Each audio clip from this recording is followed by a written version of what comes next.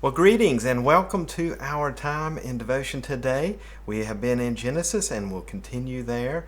In Genesis chapter 7, verse 12, we are told it rained on the earth 40 days and nights.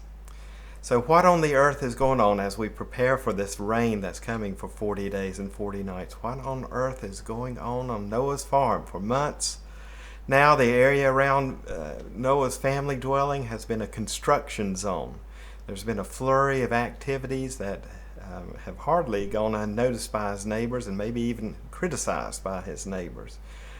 Just lots of strange things happening, I imagine neighbors were saying, especially if you think about Enoch, great-grandfather of Noah, has disappeared.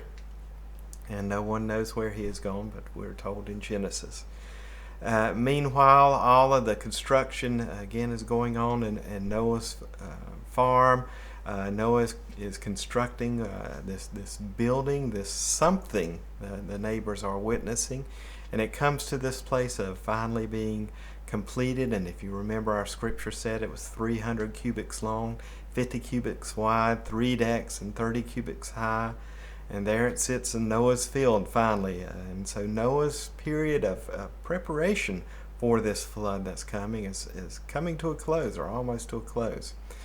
Noah apparently, in our story, believes that the creator of heaven and earth appeared to him and warned him that the earth, which mankind has corrupted beyond repair, is about to be washed away. And based on this one spiritual experience that Noah has in his life, that is recorded in his life, has changed him in such a way. He is totally focused on this priority of building this ark that God has called him to build. All he thinks about now is this thing that he's building, and all he talks about is this God that he's encountered now. Noah apparently actually believes that any day now the storm clouds are going to form and thunder is going to peal and hard rain will begin to fall, and this creator will do what he said he is going to do. To hear Noah tell this very story, not only is the ground beneath men's feet going to rumble and shake, but something he calls the fountains of the deep are going to start bursting forth everywhere. And then Noah says trickles of water will begin to appear here and there across the earth, and then in mounting swells. And he says that the earth will soon begin to shoot forth ever-increasing volumes of water and into towering geysers everywhere. And what is even wilder, Noah is telling everyone who will listen that over the next few weeks it's going to seem as if the windows of heaven have been opened, as hurricanes and typhoons are going to form everywhere simultaneously and begin to pour forth their fury over every single continent on the planet. And this terrifying image that he sees with the eyes of his soul, of rivers and streams overflowing their banks, of swallowing roads and houses and farms, has become more real to Noah than anything he can see with his physical eyes.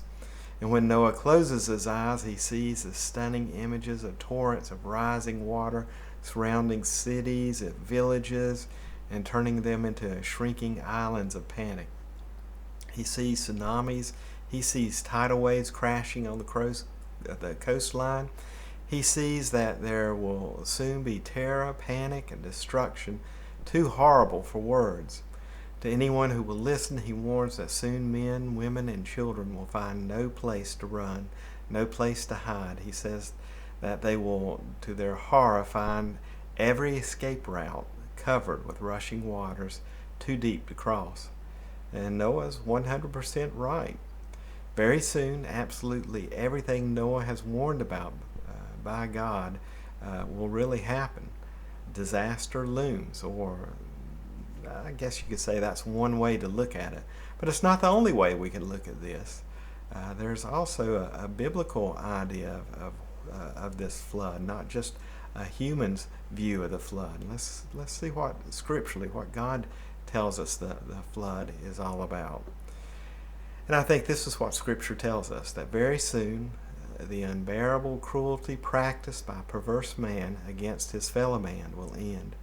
Very soon the oppression afflicted by the powerful upon the weak and the helpless will be lifted. Very soon, the rampant violence and terrorism that reaches into every city, every family, every home will be quieted. Very soon, the horrible demonic forces that rule over and terrorize the world will be whisked away like sewage. Very soon, innocent, crippled, and maimed by the evil on earth will be received into heaven's embrace. And very soon, mankind will have a chance at a new beginning, a life lived out in a covenant with a benevolent and a trustworthy God. I like that view a whole lot better.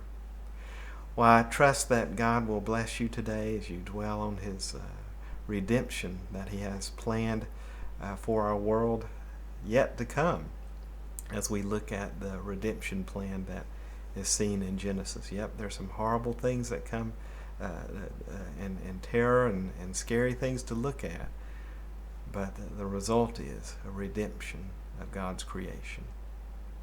Go in peace. We'll see you soon. Bye now.